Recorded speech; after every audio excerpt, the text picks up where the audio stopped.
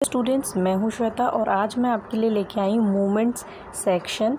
Means जो आपकी movements की बुक है ये उस बुक की रिवीजन है। सो रिवीजन 4th है। इसमें इंपॉर्टेंट क्वेश्चन आंसर्स हैं एंड वैल्यू पॉइंट्स भी हैं। तो सबसे पहले हम वैल्यू पॉइंट्स देखेंगे जो जो चैप्टर हमारे मिड टर्म में आ रहे हैं। ओके, सो यहाँ पे अगर हम देखें मूवमेंट्स का जो चैप्टर फर्स्ट है, lesson first, the lost child, ये आ रहा है आपका। और इसको अगर आप देखें तो इसमें इसके वैल्यू पॉइंट्स आपको दिए गए हैं। इनको आपको अच्छे से पढ़ना है। क्यों? क्योंकि आपको पूरा चैप्टर पढ़ने का टाइम नहीं मिलेगा एग्ज़ाम से पहले। तो आप इन वैल्यू पॉइंट्स को भी अगर सिर्फ पढ़ते हैं तो आपके एग्ज़ाम में बहुत हेल्प होगी।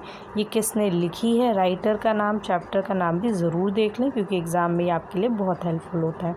सो किस चैप्टर को किसने लिखा है, मीन्स राइटर और पोएट जो होते हैं, ठीक है, इनके नेम आपको पता होने चाहिए और चैप्टर का नाम पता होना चाहिए। उसके साथ साथ वैल्यू पॉइंट्स भी पता होने चाहिए। वैल्यू पॉइंट्स मैं आपको नहीं रीड करके बता रही हूँ क्योंकि आपने चैप्टर पढ़ा है, आप इसे रीड करेंगे आपको समझ आ जाएगा। और उसके अलावा अभी आपके पास टाइम भी कम है। साथ में हमारे पास 4 चैप्टर हैं। चारों चैप्टर मैं इसमें आपको शो करूँगी, इनके क्वेश्चन आंसर भी शो करूँगी। सो इसीलिए आप जो है 1 बाय 1 सभी चैप्टर के वैल्यू पॉइंट्स देख सकते हैं। जैसे मैंने स्क्रीन पे आपको द लॉस्ट चाइल्ड के वैल्यू पॉइंट्स शो किए हैं। अब इसके बाद नेक्स्ट जो है वो है the adventurous of Toto. So the adventurous of Toto किसने लिखी है, ठीक है, और इसके जो वैल्यू पॉइंट्स हैं ये सभी यहाँ पे आपको स्क्रीन पे शो हो रहे हैं। ये लेसन 2 है आपका और इन वैल्यू पॉइंट्स को ज़रूर पढ़ें क्योंकि ये आपके पूरे चैप्टर में से जो बहुत इम्पॉर्टेंट पॉइंट्स हैं उन्हीं को यहाँ पे लिखा गया है और बाकी जो भी एक्स्ट्रा चीज़ें उनको हटा दिया गया है। सो ये मेन पॉइंट्स हैं जिन्हें आप पढ़ सकते हैं और अगर इन सेंटेंसेस को लर्न करते हैं तो आप एग्ज़ाम में भी एज अ आंसर लिख सकते हैं। आपको कोई भी क्वेश्चन पूछा जाए, ठीक है, तो क्वेश्चन को समझते हुए अपने आंसर को कैसे उसमें फॉर्म करते हुए लिखना है, ये आपके लिए बहुत हेल्पफुल है। तो इन वैल्यू पॉइंट्स को ज़रूर पढ़ें।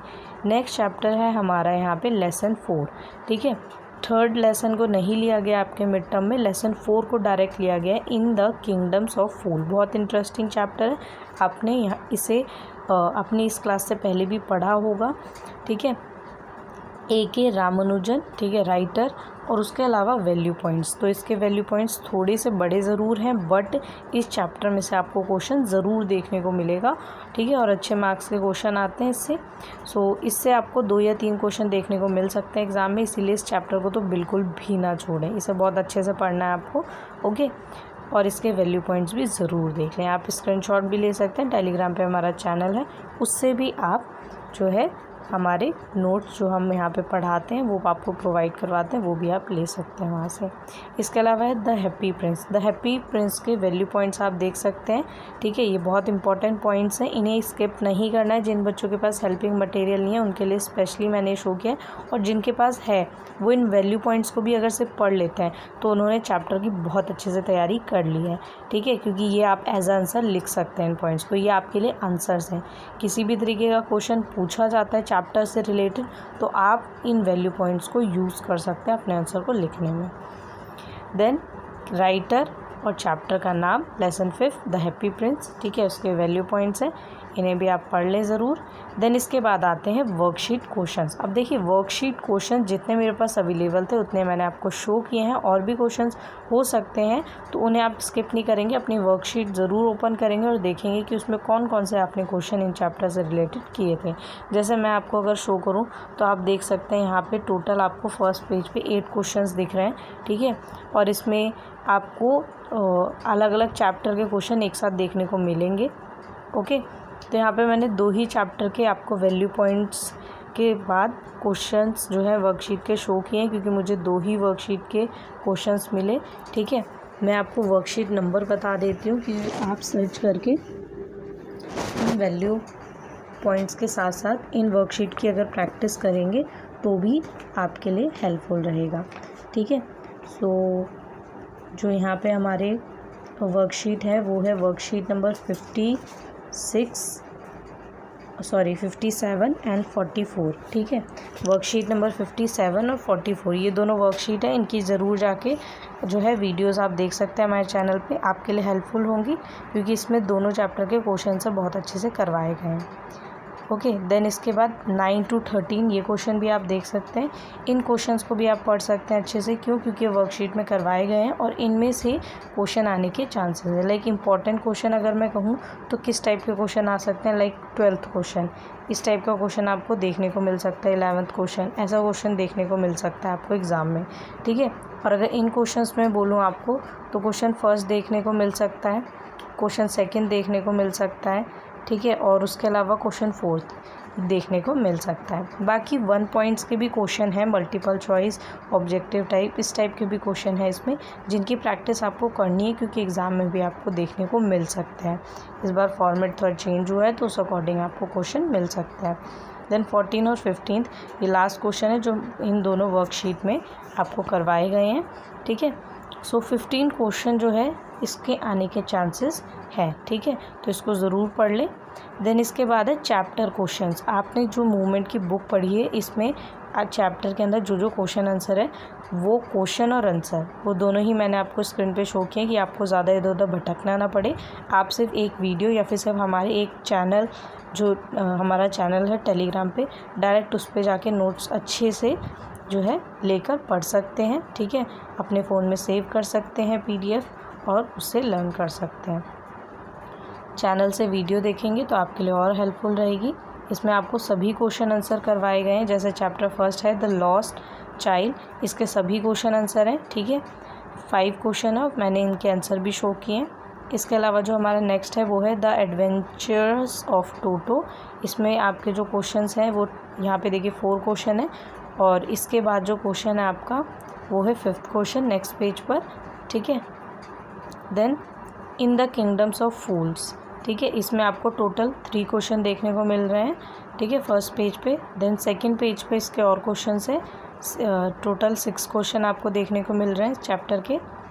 देन नेक्स्ट चैप्टर है द हैप्पी प्रिंस, इसमें आपको दिख रहे होंगे 4 क्वेश्चंस। इसके बाद अगर आप देखें तो और भी क्वेश्चन है, टोटल 6 क्वेश्चन है, ठीक है। ये 2 क्वेश्चन और हैं। और इम्पॉर्टेंट पॉइंट जो मैं आपको बताना चाहूँगी वो ये है कि आपको मूवमेंट्स के जो चैप्टर के क्वेश्चन आंसर है इन्हें बहुत अच्छे से करना है। क्यों? क्योंकि इसके चैप्टर के ही जो क्वेश्चन आंसर होता है उन्हीं में से आपको क्वेश्चन देखने को मिलेगा। बस यही है कि पूछने का तरीका थोड़ा बदल सकता है पर आंसर वही होगा, ठीक है। क्वेश्चन सेम ही होगा पर अलग तरीके से पूछा जाएगा। अब अपनी जैसे एक एग्जांपल मैं दूँ, अपने हाथ से अपनी नोज़ को चाहे आप डायरेक्ट जो है टच करें चाहे घुमा के टच करें, बात तो वही है। सो ऐसे ही होगा कि मूवमेंट्स की जो बुक है उसमें दिए गए जो क्वेश्चन आंसर हैं बैक में, ठीक है, पीछे जो क्वेश्चन आंसर दिए हैं हर चैप्टर के, आपको सिर्फ वो ही अच्छे से तैयार करना है। अगर आप हर चैप्टर के वो 5 और 6 क्वेश्चन जो गिवन है अच्छे से पढ़ लेते हैं तो आप कोई भी क्वेश्चन नहीं छोड़ के आएंगे, क्योंकि आपके बुक के बाहर से कोई क्वेश्चन नहीं आता। पूछने का तरीका ज़रूर बदल जाता है पर आंसर वही रहेंगे। सो अगर हम क्वेश्चन आंसर देखें तो किस टाइप के क्वेश्चन होंगे।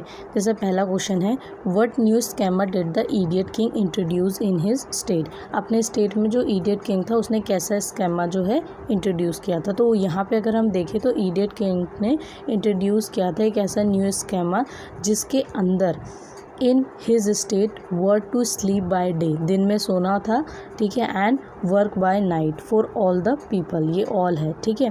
सो जो दिन का टाइम था लोग क्या करते थे उसमें, दिन के टाइम लोग सोते थे और रात के टाइम काम करते थे। A market where all the things were sold very cheap and the price for any object was $1।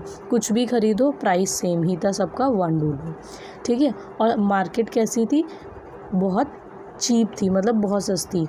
Sold very cheap and the price of any object is $1। Okay. Then second question है जैसे कि जो disciple है वो decide करता है कि मैं स्टे करूँगा वहीं पे किंगडम में, और जो गुरु होते हैं वो क्या कहते हैं, हम यहाँ से चलते हैं। Why did the disciple decide to stay while the guru decided it was not safe. गुरु कहते हैं कि ये जगह सेफ़ नहीं है, यहाँ से हम चलते हैं, बट डिसिपल कहता है कि नहीं ये तो बहुत अच्छी जगह, मैं यहीं पर स्टे करूँगा।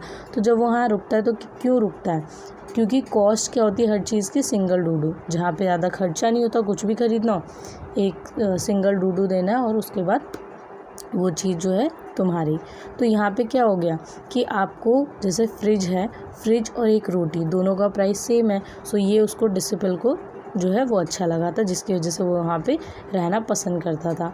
ठीक है, तो वो वहीं पे स्टे करता है और according to Guru it was not a good idea, वो अच्छा आइडिया नहीं था, इसलिए वो वहाँ नहीं रुकते और वहाँ से चले जाते हैं। ठीक है, क्योंकि उन्हें पता है कि किसी ना किसी मुसीबत में इससे हम फंस सकते हैं। देन थर्ड क्वेश्चन है कि how did the disciple realise his mistake, कैसे उसे महसूस हुआ कि उसकी जो है गलती थी यहाँ रुकना। तो उसे महसूस होता है कि उसने अपने गुरु की बात नहीं सुनी, जो कि उन्होंने पहले ही कही थी कि ये जगह सेफ़ नहीं है। ठीक है, तो वो तब रियलाइज़ होता है जब वो फंस जाता है। ठीक है, उस जगह पे। देन फोर्थ क्वेश्चन है कि which clever trick did the guru play to save his disciple. तो यहाँ पे जो गुरु थे उन्होंने अपने डिसिपल को कैसे सेव किया, क्या ट्रिक खेली थी।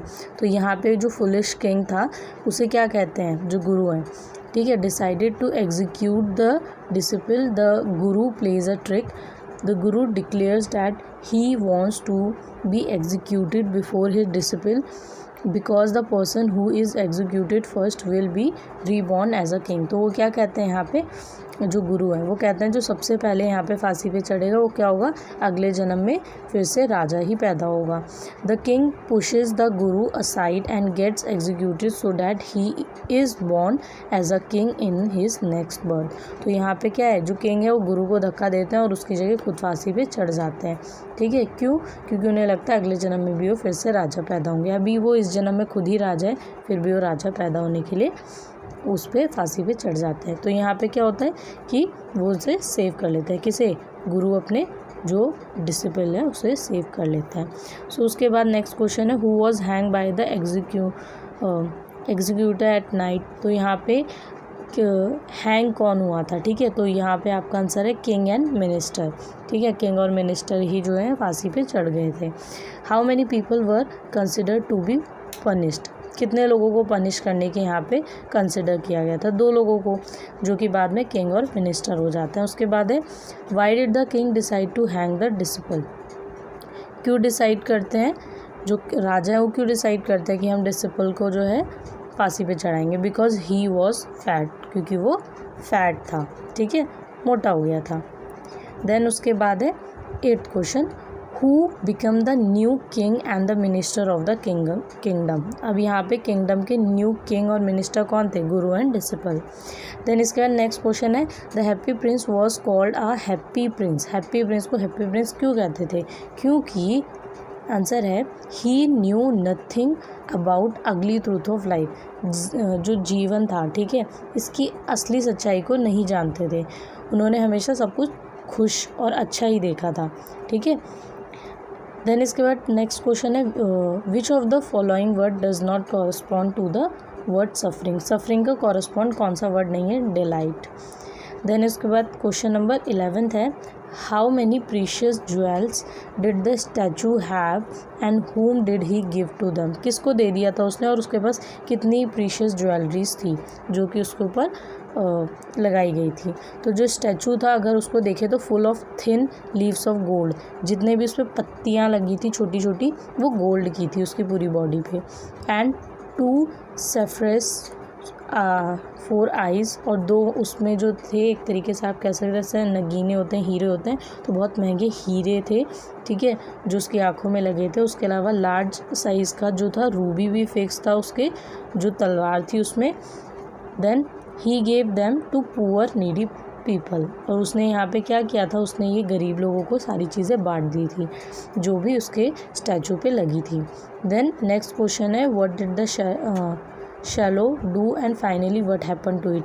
जो पंछी था उसने क्या किया, ठीक है, तो उसने यहाँ पे the swallow decided to help the people through the happy prince. तो उसने डिसाइड किया था मैं लोगों की मदद करूँगा, जैसे हैप्पी प्रिंस करना चाहता है तो मैं उसकी मदद करूँगा और लोगों की हेल्प करूँगा।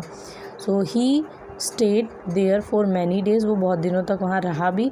और एंड में क्या होता है कि किसके कारण, उसकी जो ज़्यादा ठंड की वजह से उसकी डेथ भी हो जाती है, बट वो हैप्पी प्रिंस की वहाँ पे मदद करता है।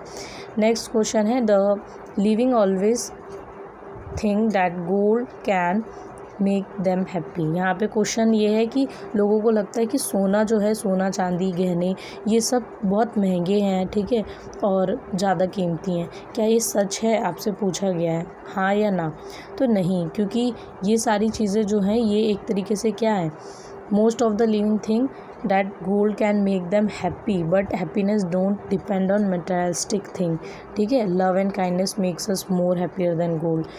हमारे आसपास जो है, हाँ, अगर काइंडनेस नहीं होगी, हम एक दूसरे के लिए नहीं सोचेंगे, एक दूसरे के लिए जीवन निर्वाह नहीं करेंगे, तो क्या होगा कि हम इस मटेरियलिस्टिक थिंग में फंस के ऐसे रह जाएंगे कि हमें कुछ मिलेगा भी नहीं, बस ये गोल्ड, पैसे, इन चीज़ों के पीछे भागते रहेंगे और असलियत में हमें कभी कुछ नहीं मिलेगा.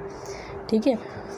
देन क्वेश्चन 14 है, there is no mystery so great as misery, why did the prince say so. सो ये जो है प्रिंस क्यों कहता है, it means that misery is very complicated and no one is able to understand the cause of suffering, hence he says that there is no greater mystery than that of misery. Okay.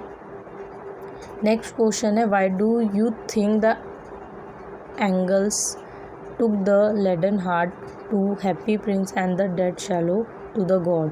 सो यहाँ पे and में क्या होता है कि जो happy Prince है, ठीक है, उसका हार्ट यहाँ पे, और जो डेड शैलो होता है, वो पंछी होता है, उसको यहाँ पे एक एंड में दिखाया भी गया है कि भगवान कहते हैं कि जाओ उनको लेके आओ, अपने कुछ लोगों से, कि उनको लेके आओ जो सबसे कीमती हो धरती पे. तो किसको लेके जाते हैं, हैप्पी प्रिंस के हार्ट को, उस पंछी को. क्यों? क्योंकि वो दोनों सबसे कीमती होते हैं. तो यहाँ पे अगर हम देखें स्टोरी में, तो ये समझाया गया है कि इंसान की जो हेल्पिंग नेचर होता है वो ज़्यादा इम्पॉर्टेंट होता है पैसों से. और अगर उसके अलावा हम क्वेश्चंस देखें तो देखिए, द लॉस्ट चाइल्ड में क्वेश्चन जो है, इसमें आपको अगर first, second, third, fourth, fifth में सबका सम अप करूँ और चैप्टर को समझाऊँ, तो इसमें क्या है कि सबसे पहले तो बच्चे को बहुत अच्छा लगता है फेयर में कि उसे क्या क्या मिलेगा, टॉयज़ मिलेंगे, बैलून्स मिलेंगे, कलरफुल जो डिफरेंट चीज़ें हैं वो मिलेंगी. ठीक है. और जो गार्लैंड है, snake chamber, playing a flute, तो वो क्या देख रहा है कि वहाँ पे फ्लूट बजाने वाले हैं, फ्लूट्स हैं, वो ख़रीद सकता है. वो नई नई चीज़ों को देख के अट्रैक्ट हो रहा है, उसे बहुत अच्छा लग रहा है कि कितनी कलरफुल जो है मार्केट है, फेयर है, मेला लगा हुआ है, झूले हैं, अलग अलग तरह की चीज़ें, तो मैं ये ख़रीदूँ, वो ख़रीदूँ. बट वो ये तब तक सोचता है जब तक उसके पेरेंट्स उसके साथ होते हैं. और वो यहाँ पे क्या कहता है, वो यहाँ पे अलग अलग तरीके की जैसे स्वीट्स हैं, ये सारी चीज़ें वो लेना भी चाहता है, और वो उसके लिए अपने पेरेंट्स से क्या करता है, यहाँ पे अपने पेरेंट्स से एक तरीके से बोलता भी है कि हाँ मुझे ये चाहिए, मुझे वो चाहिए, लेकिन पेरेंट्स हर चीज़ उससे नहीं दिलाते. ठीक है, इग्नोर भी करते हैं कुछ चीज़ें. तो अब वो अपनी एक्साइटमेंट में भूल जाता है कि कब उसका हाथ उसके पेरेंट्स के हाथ से छूट गया उस भीड़ में, और वो चलते चलते कहीं आगे निकल गया. लेकिन जब उसे इस बात का एहसास होता है कि हाँ उसे अब कहाँ पे परमिशन लेनी है, किसके लिए, उसे एक राइड लेनी है, और उसे राइड लेने के लिए सबसे पहले अपने पेरेंट्स को देखता है, तो पता चलता है उसके पेरेंट्स उसके आसपास है ही नहीं. और तब उसे रियलाइज़ होता है कि अब वो अकेला है, और इतनी बड़ी मार्केट में, इतने बड़े मेले में उसके पेरेंट्स कहाँ हैं, उसे कहीं नहीं दिखाई दे रहे. तो वो रोने लगता है बहुत बुरी तरीके से, उसे बुरा लगने लगता है, जैसे छोटे बच्चे खो जाते हैं तो उन्हें लगता है. उन्हें सबसे ज़्यादा इंपॉर्टेंट होते हैं उनके पेरेंट्स, बाकी चीज़ें उन्हें सिर्फ तब अच्छी लगती हैं जब उनके पेरेंट्स उनके साथ होते हैं. तो यहाँ पे क्या होता है, यहाँ पे जो लॉस्ट चाइल्ड है उसका इंटरेस्ट जो था, अब वो क्या हो जाता है, the lost child loses interest in the things. वो अपना सारे इंटरेस्ट लूज़ कर देता है हर चीज़ में. मतलब सबसे पहले उसे वही चीज़ें जो अच्छी लग रही थी, मिठाइयाँ, खिलौने, बैलून्स, अब उसे वो सारी चीज़ें बेकार लगने लगी थी. क्यों? क्योंकि उसके पेरेंट्स उसके साथ नहीं थे. और यहाँ पे वो अपने आप को क्या महसूस कर रहा था, फील अनसेफ, बहुत अनसेफ महसूस कर रहा था. उसे लग रहा था कि अब उसके साथ कोई नहीं, उसका क्या होगा. वो डरा हुआ था, सहमा हुआ था, अपने पेरेंट्स को ढूंढ रहा था, पर उसके पेरेंट्स उसे मिल नहीं रहे थे.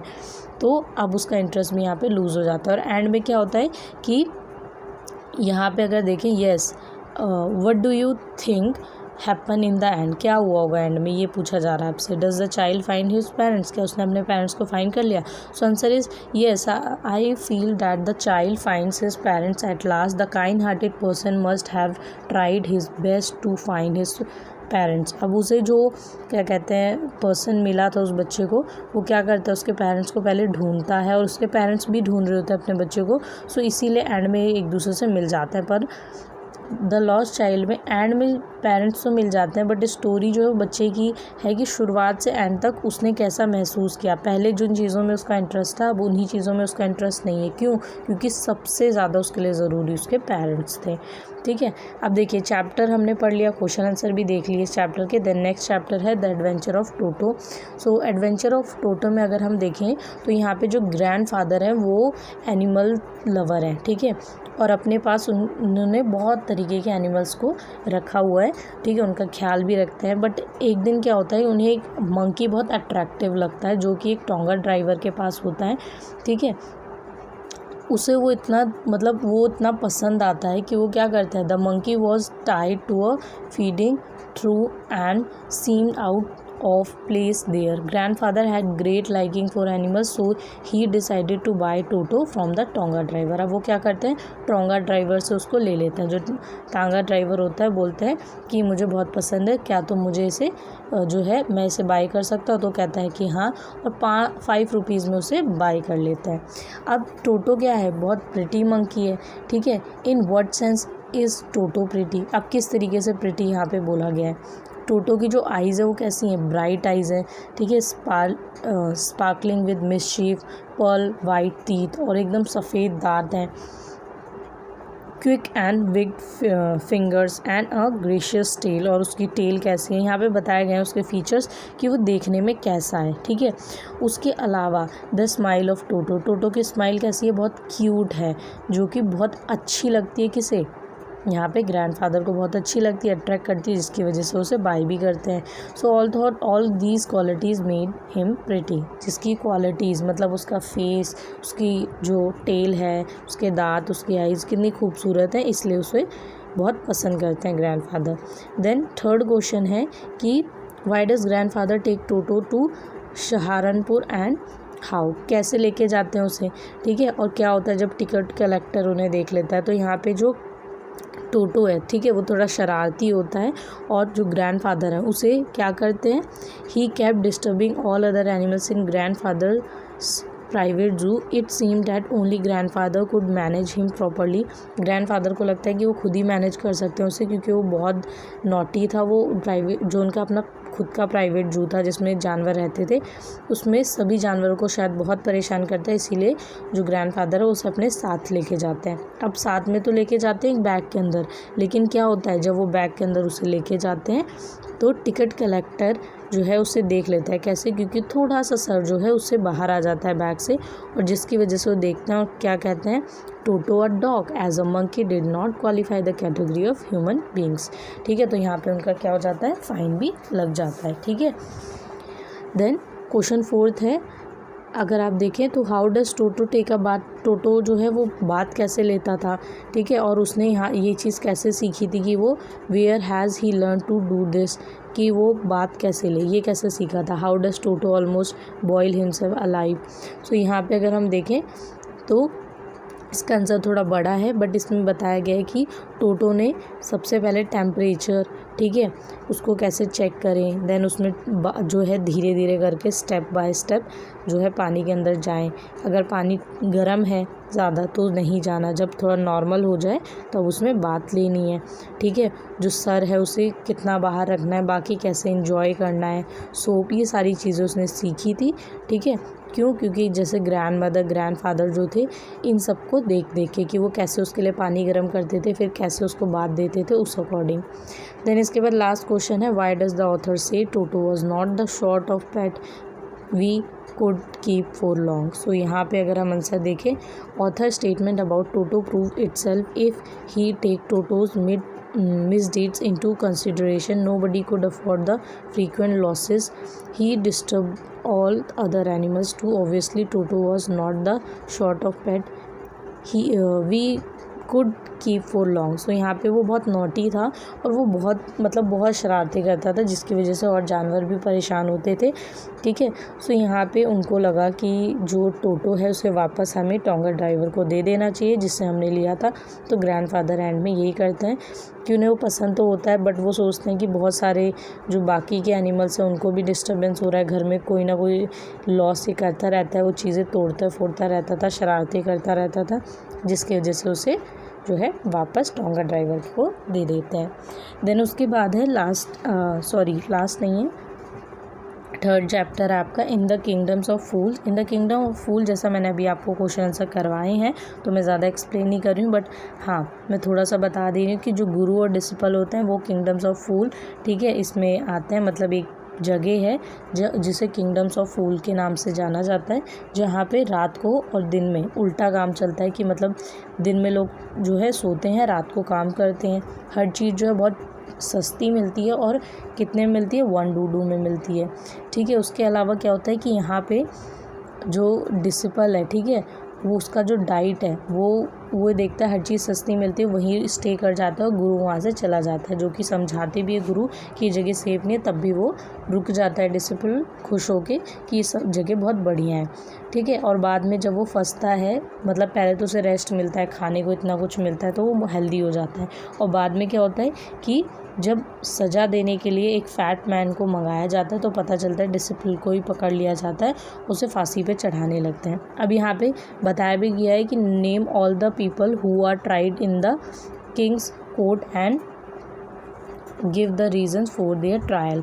तो यहाँ पे कैसे कैसे क्या क्या स्टेप होता है, कौन कौन आता है, ये पूरा एक आंसर भी अगर आप देखें तो आप समझ जाएंगे कि स्टोरी में कौन कौन से लोग हैं जिनको यहाँ पे सज़ा देने के लिए बुलाया जाता है, ठीक है।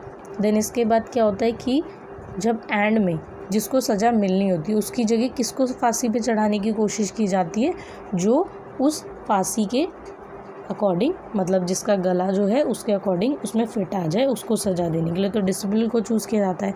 देन गुरु आते हैं और गुरु क्या करते हैं, उसको सेव करते हैं और कहते हैं कि जो सबसे पहले फांसी पे चढ़ेगा वो अगले जन्म में क्या बनेगा, राजा बनेगा, और उसके बाद जो चढ़ेगा वो मंत्री बनेगा। तो जो रियल में किंग होता है, मिनिस्टर, दोनों फांसी पे चढ़ जाते हैं, और जो गुरु है वो क्या होता है यहाँ पे, और डिसिपल दोनों सेव हो जाते हैं।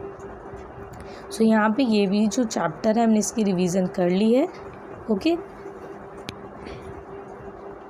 देन द हैप्पी प्रिंस, अभी हमने इसके वर्कशीट के क्वेश्चन आंसर किए थे, बट इसमें मैं फिर से थोड़ा बता देती हूँ कि जो हैप्पी प्रिंस था उसकी लाइफ ऐसी थी कि उसने कभी भी सॉरो और नहीं देखा था, मतलब दुख नहीं देखा था, हमेशा खुश था। उसे नहीं पता था कि बाहर दुनिया में कितना दुख है, कितनी ज़रूरतें हैं लोगों की जो पूरी नहीं होती, क्योंकि उसका लाइफस्टाइल ऐसा था, उसे लोगों ने कभी एहसास ही नहीं होने दिया और उसे पता ही नहीं था। लेकिन जब उसकी डेथ होती है, उसका स्टैचू बनता है जहाँ वो रहता है, तो उसको एहसास होता है कि आसपास कितने लोग हैं जिनको नीड है बहुत सारी चीज़ों की। वो स्टैचू होता है, स्टैचू को शायद हीरे मोती की इतनी ज़रूरत नहीं होती जितना वहाँ पे जो ज़िंदा लोग हैं उन्हें उसकी ज़रूरत है, ठीक है। तो वो क्या करता है हैप्पी प्रिंस, अपनी जो स्टैचू होती है उस पर जितनी भी रूबी, ठीक है, उसके अलावा हीरे मोती जितने भी जड़े होते हैं, गोल्ड, वो सब क्या करता है एक पंछी के सहारे, ठीक है, लोगों तक पहुंचाता है और उनकी मदद करता है। धीरे धीरे उस सबकी मदद करता है। उस जैसे कि हम अगर देखें तो उस सिटी में जितने भी लोग होते हैं, जितने भी गरीब लोग, उन सबकी मदद कर कर के एंड में क्या होता है कि स्टैचू पे कुछ भी नहीं रह जाता है, ठीक है, मतलब गोल्ड और जितने भी हीरे मोती होते हैं सब जो है वो बांट देता है, एंड में कुछ भी नहीं बचता। और जो पंछी उनकी मदद कर रहा था वो भी एंड में ठंड की वजह से मर जाता है, ठीक है। और जो यहाँ पे स्टैचू है, ठीक है, वो भी यहाँ पे पूरी तरीके से क्या है अस्त व्यस्त हो जाते हैं। एंड में हमने क्या सीखा, अगर हम देखें तो इस चैप्टर से हमने सीखा कि हमें लोगों की मदद करनी चाहिए, ठीक है, निस्वार्थ भाव से हमें लोगों की मदद करनी चाहिए। और अगर हम देखें तो इसी से रिलेटेड क्वेश्चन आंसर आपको दिए गए हैं, पॉइंट्स दिए गए हैं।